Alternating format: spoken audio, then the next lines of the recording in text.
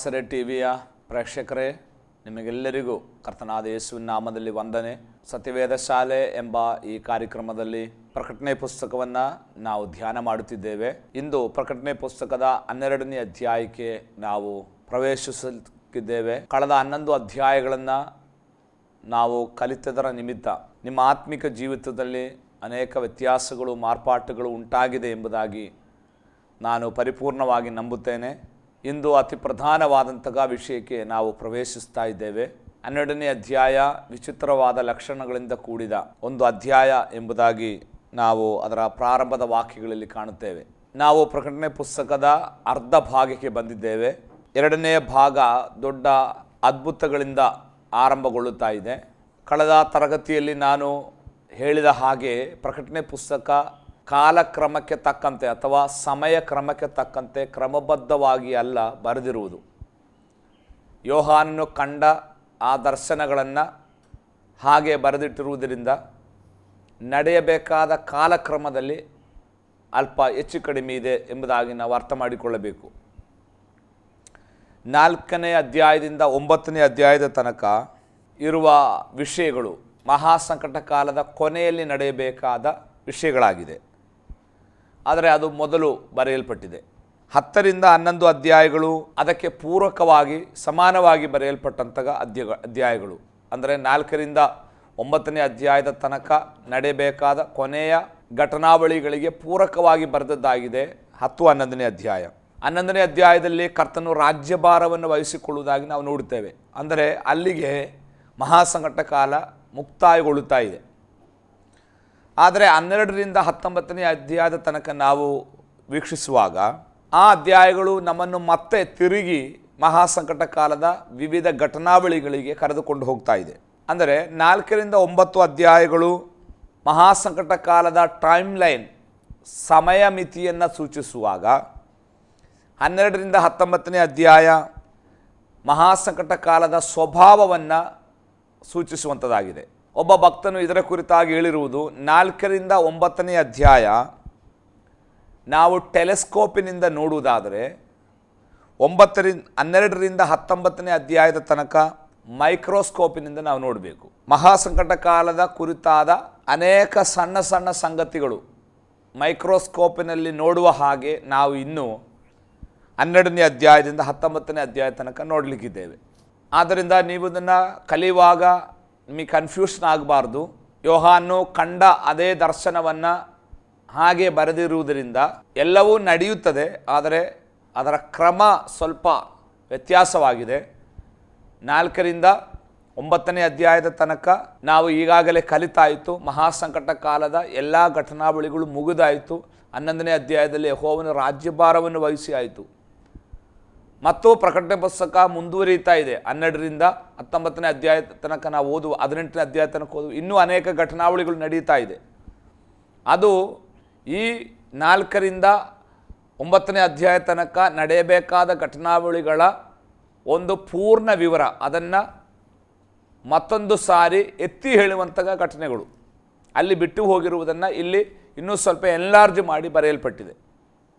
ಆ ರೀತಿ ನೀವು ತಿಳಿದುಕೊಳ್ಳಬೇಕು. ಮತ್ತೊಂದು ಕನ್ಫ್ಯೂಷನ್ಗೆ ಕಾರಣ 2 ಅಧ್ಯಾಯಗಳು ಅದರ ಮಧ್ಯದಲ್ಲಿ ಪ್ರವೇಶಿಸಿದ್ದಾವೆ.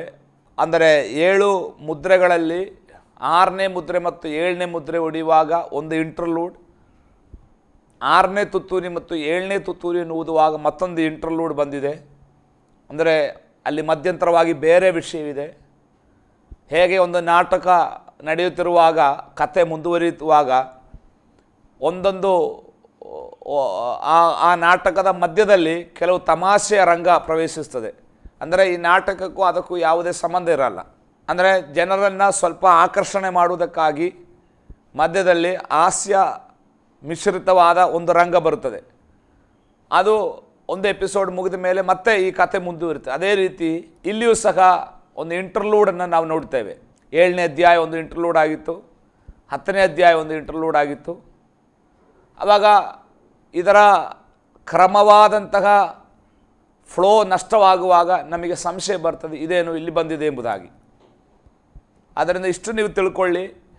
4ರಿಂದ 9ನೇ ಅಧ್ಯಾಯ ತನಕ ಮಹಾಸಂಕಟ ಕಾಲದಲ್ಲಿ ನಡೆಯುವ ವಿವಿಧ ಘಟನಾವಳಿಗಳು. 11ನೇ ಅಧ್ಯಾಯದಲ್ಲಿ ಅದು ಮುಗಿದು ದೇವರು ರಾಜ್ಯಭಾರವನ್ನು ವಹಿಸಿದನು. ಅಲ್ಲಿಗೆ ಮಹಾಸಂಕಟ ಕಾಲ ಮುಕ್ತಾಯವಾಗ್ತದೆ. ಆದರೆ 12ರಿಂದ ಮುಂದಿನ ಭಾಗ ಈ ಭಾಗದಲ್ಲಿ ನಡೆಯಬೇಕಾದವುಗಳಾಗಿತ್ತು. ಅಲ್ಲಿ ಬಿಟ್ಟು ಹೋದದನ್ನು ಮತ್ತೆ ಇಲ್ಲಿ ಇನ್ನೂ ಸ್ವಲ್ಪ ವಿವರವಾಗಿ ಯೋಹಾನು ಕಂಡು ಅದನ್ನು ಬರೀತಾ ಇದ್ದಾನೆ. ಆದ್ದರಿಂದ ನಾವು 12ನೇ ಅಧ್ಯಾಯಕ್ಕೆ ನಮಗೆ ಪ್ರವೇಶ ಮಾಡೋಣ. ನಾನು ಅದರ ಪ್ರಾರಂಭದ ವಾಕ್ಯಗಳನ್ನು ಓದುತ್ತೇನೆ.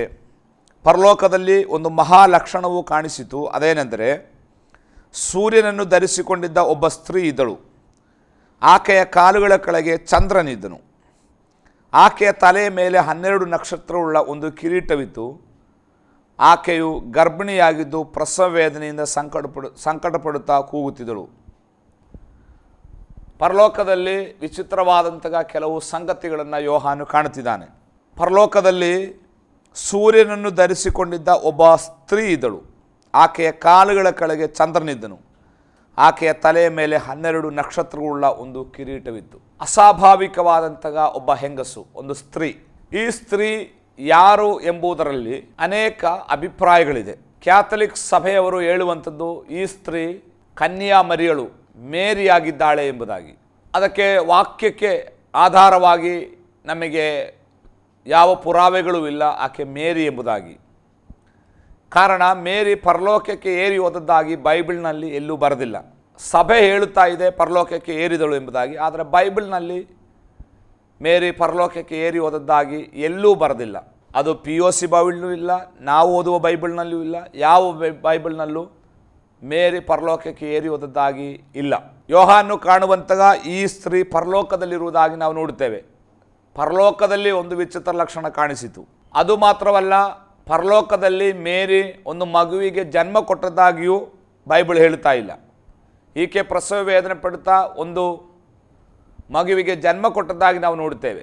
ಇನ್ನೊಂದು ಗುಂಪು ಜನರು ಹೇಳುವುದು ಇದು ದೇವರ ಸಭೆಯಾಗಿದೆ, ಚರ್ಚ್ ಆಗಿದೆ ಈ ಸ್ತ್ರೀ ಎಂಬುದಾಗಿ. ಆ ಸ್ತ್ರೀಗೆ ಹುಟ್ಟಿದ ಮಗು ಕ್ರಿಸ್ತನಾಗಿದೆ ಎಂಬುದಾಗಿ ವ್ಯಾಖ್ಯಾನಿಸುತ್ತಾರೆ. ಈ ರೀತಿ ಅನೇಕ ವ್ಯಾಖ್ಯಾನಗಳು ಈ ಸ್ತ್ರೀಯ ಕುರಿತಾಗಿದೆ. ಆದರೆ ವಾಕ್ಯದಲ್ಲಿ ನಮಗೆ ಅರ್ಥವಾಗದ ಸಂಗತಿಗಳು ಬರುವಾಗ ವಾಕ್ಯವನ್ನು ವಾಕ್ಯದಿಂದಲೇ ವ್ಯಾಖ್ಯಾನಿಸಬೇಕು.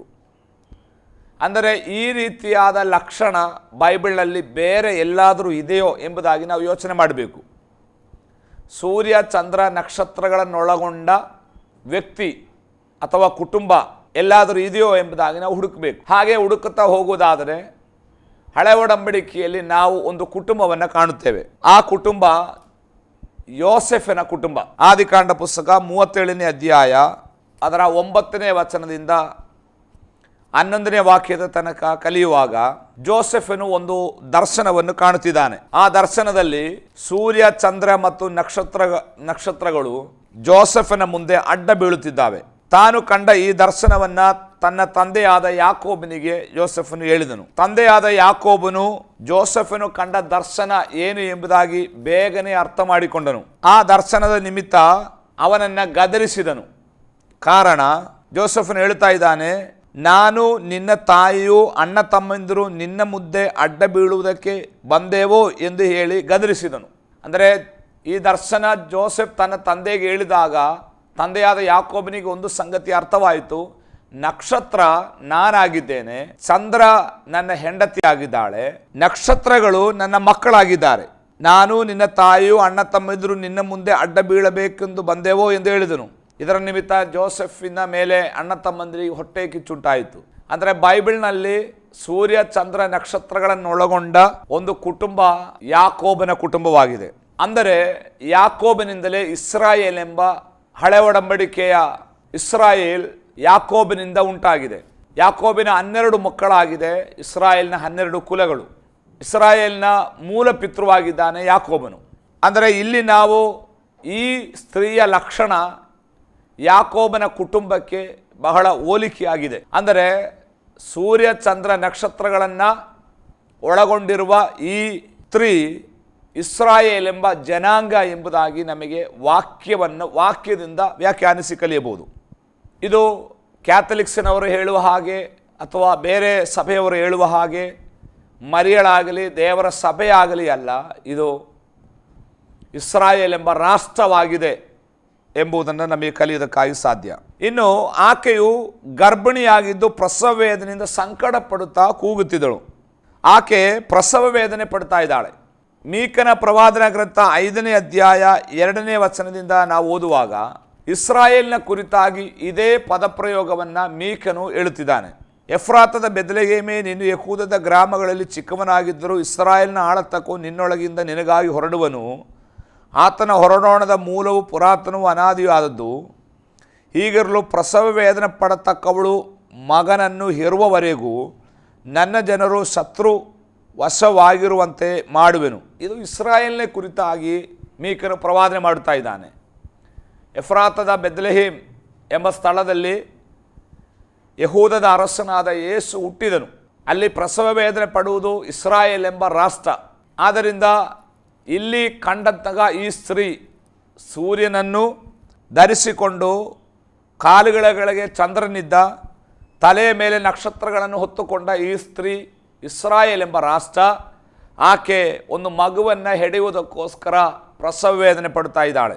ಈ ಮಗು ಒಬ್ಬ ಆಡಳಿತಗಾರನು ಎಂಬುದಾಗಿ ನಾವು 5ನೇ ವಾಕ್ಯದಲ್ಲಿ ನೋಡುತ್ತೇವೆ.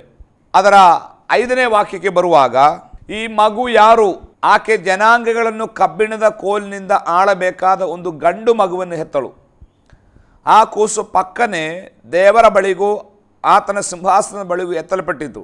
ಜನಾಂಗಗಳನ್ನು ಕಬ್ಬಿಣದ ಕೋಲಿನಿಂದ ಆಳುವ ಒಂದು ಗಂಡು ಮಗುವಿಗೆ ಈ ಇಸ್ರಾಯೇಲ್ ಎಂಬ ಜನಾಂಗ ಅಥವಾ ಇಸ್ರಾಯೇಲ್ ಎಂಬ ಸ್ತ್ರೀ ಜನ್ಮವನ್ನು ಕೊಟ್ಟಳು.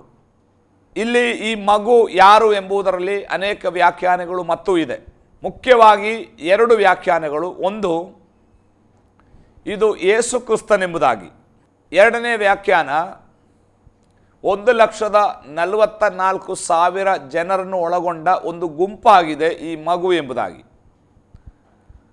1,44,000 ಜನರು ಪ್ರಕಟಣೆ ಪುಸ್ತಕ 7ನೇ ಅಧ್ಯಾಯದಲ್ಲಿ ಯೆಹೂದ್ಯರಿಂದ ಮುದ್ರೆ ಹಾಕಿಸಲ್ಪಟ್ಟ ಮುದ್ರಿತ ಗಣವಾಗಿದೆ. ಅವರು ಇಸ್ರಾಯೇಲಿನ ಭಾಗ, ಇಸ್ರಾಯೇಲ್ ಎಂಬ ಸ್ತ್ರೀಯ ಒಂದು ಭಾಗವಾಗಿದೆ ಈ 1,44,000 ಜನರು. ಇಸ್ರಾಯೇಲ್ ಒಂದು ಸ್ತ್ರೀ ಆದರೆ ಅವಳಿಗೆ ಹುಟ್ಟಿದ ಮಕ್ಕಳಾಗಿದ್ದಾರೆ ಈ ಮುದ್ರೆ ಹಾಕಿದ 1,44,000 ಜನರು ಎಂದು ಅವರು ವಾದಿಸುತ್ತಾರೆ. ಅವರ ಅಭಿಪ್ರಾಯದ ಪ್ರಕಾರ ಇದು ಯೇಸು ಕ್ರಿಸ್ತನಾದರೆ ಇಲ್ಲಿನ ವಿಷಯಕ್ಕೆ ಇದು ಸರಿಯಾಗಿಲ್ಲ. ಇಲ್ಲಿ ಯೇಸು ಕ್ರಿಸ್ತನು ಬರಬೇಕಾದ ಅವಶ್ಯಕತೆ ಇಲ್ಲ ಎಂಬುದಾಗಿ ಅವರು ವಾದ ಮಾಡುತ್ತಾ ಇದ್ದಾರೆ. ಅವರ ವಾದದ ಪ್ರಕಾರ ಇಲ್ಲಿ ಮಗು ಪರಲೋಕಕ್ಕೆ ಏರಿ ಹೋದದ್ದು 14ನೇ ಅಧ್ಯಾಯದಲ್ಲಿ ಆ ಮಗು ಪರಲೋಕದಲ್ಲಿ ಕಾಣುತ್ತಾ ಇದೆ. 14ನೇ ಅಧ್ಯಾಯ ನಾವು ಓದುವಾಗ 1,44,000 ಮಂದಿ ಯಜ್ಞದ ಕುರಿಯಾದಾತನ ಬಳಿಯಲ್ಲಿ ಯಜ್ಞವೇದಿಯ ಮುಂದೆ ಕಾಣಿಸಿಕೊಳ್ಳುತ್ತಿದ್ದಾರೆ. ಇಲ್ಲಿ ಏರಿಸಲ್ಪಟ್ಟ ಈ ಮಗು 14ನೇ ಅಧ್ಯಾಯದಲ್ಲಿ ಕಾಣುತ್ತಾ ಇದೆ. ಆದ್ದರಿಂದ ಈ ಮಗು 1,44,000 ಜನರು ಎಂಬುದಾಗಿ ಅವರು ವಾದಿಸುತ್ತಾರೆ. ಆದರೆ ಇದು ಎಷ್ಟು ಸರಿ ಎಂಬುದಾಗಿ ನಮಗೆ ಅಂಗೀಕರಿಸಲಿಕ್ಕೆ ಸಾಧ್ಯವಿಲ್ಲ. ನನ್ನ ಅಭಿಪ್ರಾಯದ ಪ್ರಕಾರ ಈ ಮಗು ಯೇಸು ಕ್ರಿಸ್ತನೇ ಆಗಿದ್ದಾನೆ. ಕಾರಣ 4ನೇ ವಚನದಲ್ಲಿ ಆ ಮಗುವನ್ನು ಹೆತ್ತ ಕೂಡಲೇ ನುಂಗಿ ಬಿಡುವುದಕ್ಕೋಸ್ಕರ ಘಟಸರ್ಪನು ಅಲ್ಲೇ ಕಾದುಕೊಂಡಿದ್ದನು. ಕಾರಣ ಈ ಗಂಡು ಮಗು ಜನಾಂಗಗಳನ್ನು ಕಬ್ಬಿಣದ ಕೋಲಿನಿಂದ ಆಳುವವನಾಗಿದ್ದಾನೆ. ಆಡಳಿತ ಮಾಡುವಾತನು ಯೇಸು ಕ್ರಿಸ್ತನಾಗಿದ್ದಾನೆ. ಕಬ್ಬಿಣದ ಕೋಲಿನಿಂದ ಆಡಳಿತ ಮಾಡುವ ವ್ಯಕ್ತಿ ಯೇಸು ಎಂಬುದರಲ್ಲಿ ಯಾವುದೇ ಸಂಶಯವಿಲ್ಲ. ಇನ್ನು ಅತಿ ಬೇಗನೆ ಯೇಸು ಸ್ವಾಮಿ ರಾಜ್ಯವನ್ನು ಆಳುವುದಕ್ಕೆ ಬರಲಿದ್ದಾನೆ, ರಾಜ್ಯಭಾರವನ್ನು ಬಯಸುತ್ತಾನೆ ಎಂಬ ಸಂಗತಿಯನ್ನು ನಾವು ಈಗಾಗಲೇ ಕಳೆದ ಅಧ್ಯಾಯಗಳಲ್ಲಿ ಕೇಳಿಸಿಕೊಂಡೆವು. ಆದ್ದರಿಂದ ಇದು ಯೇಸು ಕ್ರಿಸ್ತನು ಎಂಬುದಕ್ಕೆ ಸಂಶಯವಿಲ್ಲ. ಮುಂದಿನ ಭಾಗಕ್ಕೆ ಬರುವಾಗ ನಾನು ಅದನ್ನು ಸ್ಪಷ್ಟವಾಗಿ ನಿಮಗೆ ದೃಢಪಡಿಸಿ ಹೇಳುತ್ತೇನೆ. ಈಗ 3ನೇ ವಾಕ್ಯದಿಂದ ನಮಗೆ ಗಮನಿಸೋಣ. ಪರಲೋಕದಲ್ಲಿ ಮತ್ತೊಂದು ಲಕ್ಷಣ ಕಾಣಿಸಿತು. ಅದೇನೆಂದರೆ ಕೆಂಪಾದ ಮಹಾಘಟ ಸರ್ಪವಿತ್ತು. ಅದಕ್ಕೆ 7 ತಲೆಗಳು 10 ಕೊಂಬುಗಳು ಇದ್ದವು. ಅದರ ತಲೆಗಳ ಮೇಲೆ 7 ಮುಕುಟಗಳಿದ್ದವು. ಅದರ ಬಾಲವು ಆಕಾಶದಲ್ಲಿರುವ ನಕ್ಷತ್ರಗಳೊಳಗೆ 1/3 ಭಾಗವನ್ನು ಎಳೆದು ಭೂಮಿಗೆ ಹಾಕಿತು. ಪರಲೋಕದಲ್ಲಿ ಒಂದು ಸ್ತ್ರೀಯನ್ನು ಕಂಡನು. ಅದು ಮಾತ್ರವಲ್ಲ, ಪರಲೋಕದಲ್ಲಿ ಮತ್ತೊಂದು ಲಕ್ಷಣ ಯೋಹಾನ ಕಾಣುತ್ತಾ ಇದ್ದಾನೆ. ಕೆಂಪಾದ ಒಂದು ಮಹಾಘಟ ಸರ್ಪ, ಡ್ರ್ಯಾಗನ್ ಎಂಬುದಾಗಿ ನಾವು ಅದನ್ನು ಇಂಗ್ಲಿಷ್ ಭಾಷೆಯಲ್ಲಿ ಕರೆಯುತ್ತೇವೆ. Great and red dragon. ಮಹಾ ಮತ್ತು ಕೆಂಪು ಬಣ್ಣದ ಒಂದು ಘಟಸರ್ಪ. ಈ ಘಟಸರ್ಪ ಯಾರು ಎಂಬುದರಲ್ಲಿ ಸಂಶಯವಿಲ್ಲ. ಕಾರಣ 12ನೇ ಅಧ್ಯಾಯದ 9ನೇ ವಚನದಲ್ಲಿ ಭೂಲೋಕದವರನ್ನೆಲ್ಲ ಮರಳುಗೊಳಿಸುವ ಮಹಾ ಘಟಸರ್ಪನು, ಅಂದರೆ ಪಿಶಾಚನೆಂತಲೂ ಸೈತಾನೆಂತಲೂ ಹೆಸರುಳ್ಳ ಪುರಾತನ ಸರ್ಪ ದೊಬ್ಬಲ್ಪಟ್ಟನು. ಅಂದರೆ ಘಟಸರ್ಪನು ಪಿಶಾಚನು ಅಥವಾ ಸೈತಾನನು ಎಂಬುದರಲ್ಲಿ ನಮಗೆ ಬೇರೆ ವಿವರಣೆಗೆ ಹೋಗಬೇಕಾದ ಅವಶ್ಯಕತೆ ಇಲ್ಲ. ಇಲ್ಲೇ ಆ ಘಟಸರ್ಪನು ಸೈತಾನನು ಪಿಶಾಚನು ಎಂಬುದಾಗಿ ವಿವರಿಸಲಾಗಿದೆ. 13ನೇ ಅಧ್ಯಾಯಕ್ಕೆ ನಾವು ಬರುವಾಗ ಈ ಘಟಸರ್ಪನ ಕುರಿತಾದ ವಿವರಣೆ ನಮಗೆ ಸಿಗುತ್ತದೆ. ಆದರೆ ಸಂಕ್ಷಿಪ್ತವಾಗಿ ಇಲ್ಲಿ ಆ ಘಟಸರ್ಪನ ಕುರಿತಾದ ಕೆಲವು ವಿಶ್ಲೇಷಣೆಗಳನ್ನು ಕೊಡಲ್ಪಟ್ಟಿದೆ. ಅದು ಕೆಂಪು ಬಣ್ಣ, ಅದಕ್ಕೆ 7 ತಲೆಗಳಿದೆ, 10 ಕೊಂಬುಗಳಿದೆ, 7 ಮುಕುಟಗಳಿದೆ. 7 ತಲೆಗಳು, 10 ಕೊಂಬುಗಳು ಹಾಗೂ 7 ಮುಕುಟಗಳು. ಇದರ ಬಣ್ಣ ಕೆಂಪು. ಪ್ರಕಟಣೆ ಪುಸ್ತಕ 6ನೇ ಅಧ್ಯಾಯ 4ನೇ ವಚನದಲ್ಲಿ ಕೆಂಪು ಕುದುರೆಯನ್ನು ನಾವು ಕಲಿತೆವು. ಯುದ್ಧ ಹಾಗೂ ರಕ್ತಪಾತಕ್ಕೆ ಅದು ಹೋಲಿಕೆಯಾಗಿತ್ತು. ಸೈತಾನನು ಯಾವಾಗಲೂ ಕೊಲೆಪಾತಕನಾಗಿದ್ದಾನೆ, ವಿನಾಶಕನು, ರಕ್ತಪಾತ ಮಾಡುವನು.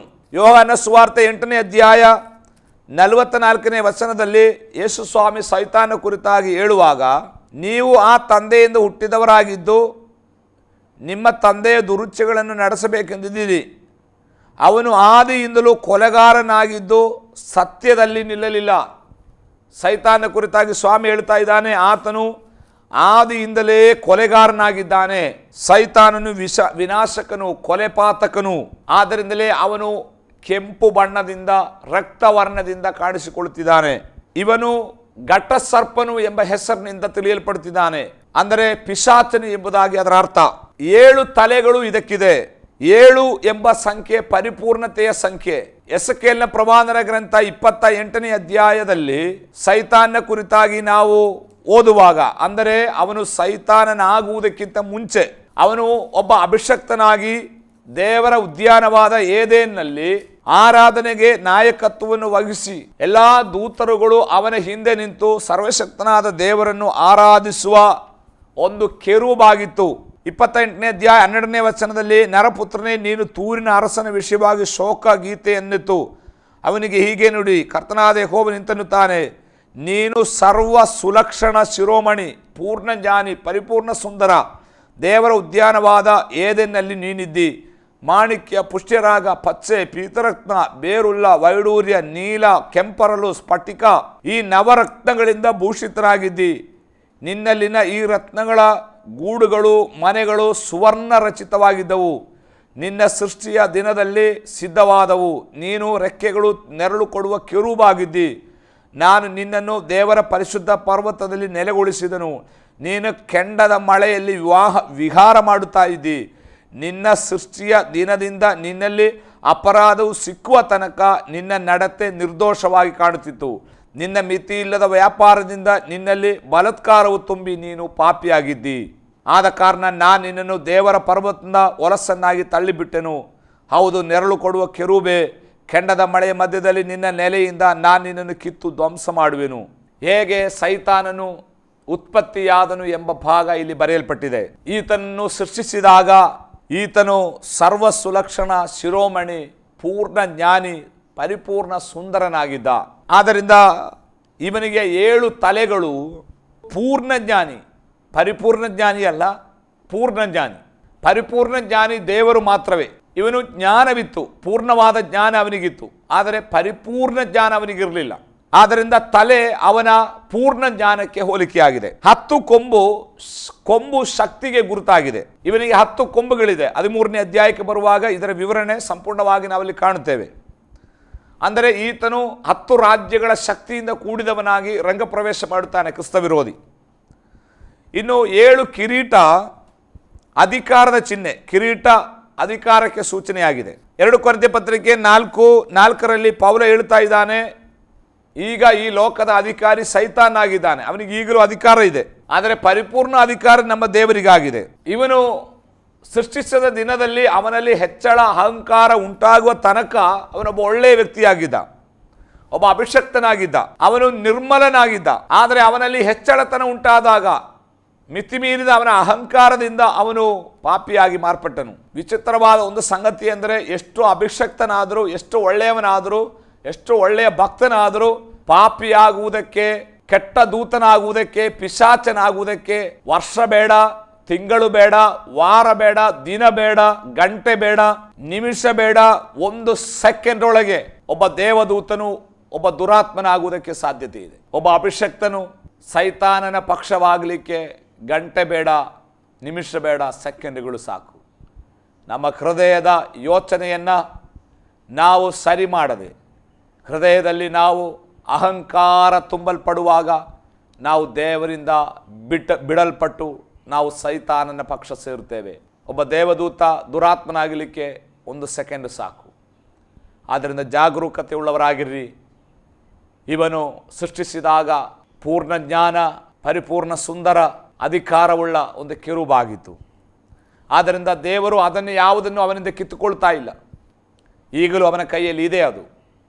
ಆದ್ದರಿಂದಲೇ ಅವನ ಲಕ್ಷಣ, ಅವನಿಗೆ 7 ತಲೆಗಳು, 10 ಕೊಂಬುಗಳು ಮತ್ತು 7 ಮುಕುಟಗಳಿರುವುದು.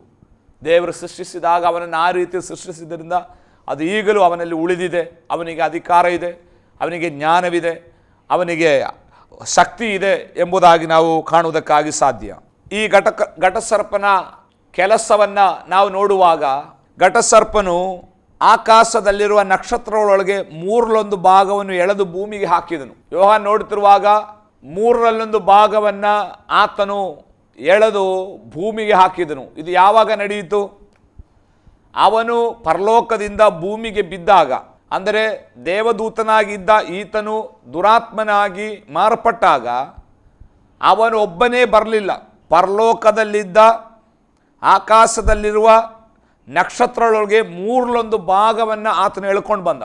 ಇಲ್ಲಿ ನಕ್ಷತ್ರ ಅಂದರೆ ದೇವದೂತರಾಗಿದ್ದಾನೆ. ಯೋಬನ ಪುಸ್ತಕ 38ನೇ ಅಧ್ಯಾಯದ 6ನೇ ವಾಕ್ಯನ ಓದುವಾಗ ಯೋಬನು ಹೇಳ್ತಾ ಇದ್ದಾನೆ, ಭೂಮಿಗೆ ಅಸ್ಥಿವಾರವಾಕಿದಾಗ ಮುಂಜಾನೆ ನಕ್ಷತ್ರಗಳು ಒಟ್ಟಾಗಿ ಉತ್ಸಾಹಧ್ವನಿ ಮಾಡುತ್ತಾ ದೇವಕುಮಾರರೆಲ್ಲರೂ ಆನಂದಘೋಷ ಮಾಡುತ್ತಾ ಇರಲು ಭೂಲೋಕದ ಸಣ್ಣ ಪಾದಗಳು ಯಾವುದರಲ್ಲಿ ನೆಲೆಗೊಂಡವು, ಅದರ ಮೂಲೆಗಲ್ಲು ಹಾಕಿದವರು ಯಾರು? ಭೂಮಿಗೆ ದೇವರ ಅಸ್ಥಿವಾರ ಹಾಕಿದಾಗ ಮುಂಜಾನೆ ನಕ್ಷತ್ರಗಳು ಒಟ್ಟಾಗಿ ಉತ್ಸಾಹಧ್ವನಿ ಮಾಡುತ್ತಾ ದೇವಕುಮಾರರೆಲ್ಲರೂ ಆನಂದಘೋಷ ಅಂದರೆ ನಕ್ಷತ್ರ ಅಂದರೆ ದೇವಕುಮಾರರು ಅಥವಾ ದೇವದೂತರು ಎಂಬುದಾಗಿ ಅಲ್ಲಿ ಕಾಣುತ್ತೇವೆ.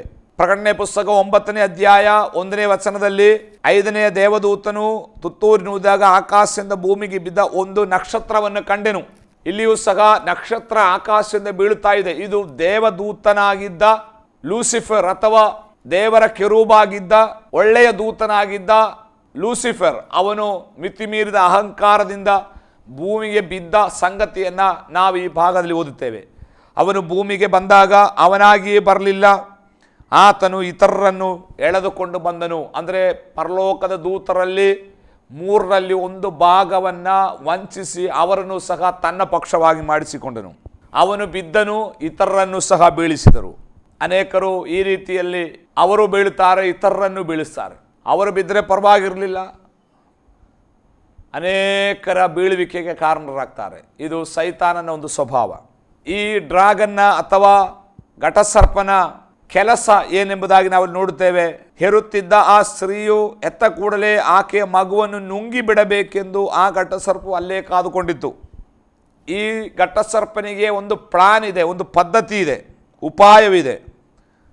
ಅದು ಹೆರುವ ಸ್ತ್ರೀಯ ಬಳಿಯಲ್ಲಿದೆ. ಹೆತ್ತ ಕೂಡಲೇ ಮಗುವನ್ನು ನುಂಗಿ ಬಿಡಬೇಕೆಂಬುದಾಗಿ, ಅಂದರೆ ಅದರ ಅರ್ಥ ಮಗುವನ್ನು ನಾಶ ಮಾಡಬೇಕೆಂಬುದು ಘಟಸರ್ಪನ ಆಗ್ರಹವ. ಯೇಸು ಕ್ರಿಸ್ತನು ಬೆತ್ಲೆಹೇಮ್ ಎಂಬ ಊರಿನಲ್ಲಿ ಇಸ್ರಾಯೇಲ್ನ ಯಹೂದ ಕುಲದಲ್ಲಿ ಹುಟ್ಟಿದಾಗ, ಅಂದರೆ ಈ ಸ್ತ್ರೀ ಜನ್ಮ ಕೊಟ್ಟಾಗ ಸೈತಾನನು ಅಲ್ಲೇ ಇದ್ದನು. ಸೈತಾನು ಹೆರೋದನ ಮೂಲಕ ಅಲ್ಲಿದ್ದ ಎಲ್ಲ ಗಂಡು ಮಕ್ಕಳನ್ನು ನಾಶ ಮಾಡಬೇಕೆಂಬುದಾಗಿ ಶ್ರಮಿಸಿದ್ದಾಗಿ ನಾವು ಮತ್ತಾಯನ ಸುವಾರ್ತೆಯಲ್ಲಿ ಓದುತ್ತೇವೆ. ಜೋಯಿಸರು ಮಾಡಿದ ತಪ್ಪಿನ ನಿಮಿತ್ತ ಅವರು ಇಸ್ರಾಯೇಲರ ಅರಸನಾಗಿ ಹುಟ್ಟತಕ್ಕವನು ಎಲ್ಲಿ ಎಂದು ಕೇಳುತ್ತಾ ಬಂದದ್ದರಿಂದ ಹೆರೋದನಿಗೆ ಗೊತ್ತಾಯಿತು ಇಸ್ರಾಯೇಲಿಗೆ ಒಬ್ಬ ಅರಸನು ಹುಟ್ಟಿದ್ದಾನೆ. ಕೊನೆಯಲ್ಲಿ ಜೋಯಿಸರು ಬೇರೆ ಮಾರ್ಗವಾಗಿ ಹೋದದ್ದರಿಂದ ಹೆರೋದನು ಇಸ್ರಾಯೇಲ್ ಅರಸನಾಗಿ ಹುಟ್ಟಿದ ಯೇಸು ಎಲ್ಲಿದ್ದಾನೆ ಎಂಬುದಾಗಿ ಗೊತ್ತಿಲ್ಲದೆ ಇರುವುದರಿಂದ 2 ವರ್ಷದ ಕೆಳಗಿರುವ ಎಲ್ಲ ಗಂಡು ಮಕ್ಕಳನ್ನು ಕೊಲ್ಲುವುದಕ್ಕೆ ಅಪ್ಪಣೆ ಕೊಟ್ಟನು. ರಾಮದಲ್ಲಿ ರಾಹೇಲಳು ತನ್ನ ಮಗುವಿಗಾಗಿ 10 ಸಾಕಾದಳು ಎಂಬ ಪ್ರವಾದನೆ ನೆರವೇರಿಕೆಯಾಗಿ ಇಸ್ರಾಯೇಲ್ ಪೂರ್ತಿ, ಯಹೂದ ಪೂರ್ತಿ ಅಳುವಿನ ದುಃಖದ ಗೋಳಾಟದ ದಿವಸಗಳಾಗಿತ್ತು. ಅಂದರೆ ಈ ಮಗುವನ್ನು ನುಂಗುವುದಕ್ಕಾಗಿ ಸೈತಾನು ಶ್ರಮಿಸಿದನು, ಆದರೆ ದೇವರು ಮಗುವನ್ನು ಸಂರಕ್ಷಿಸಿದರು. ಹಾಮಾನನು ಇಸ್ರಾಯೇಲರನ್ನು ನಾಶ ಮಾಡುವುದಕ್ಕಾಗಿ ಶತಪ್ರಯತ್ನ ಮಾಡಿದ್ದಾಗಿ ಎಸ್ತೇರಳ ಪುಸ್ತಕ ನಾವು ಓದ್ತೇವೆ. ಆದರೆ ಆತನ ಪ್ರಯತ್ನ ನಡೆಯಲಿಲ್ಲ. ಇಸ್ರಾಯೇಲ್ ಬಿಡುಗಡೆ ಹೊಂದಿತ್ತು.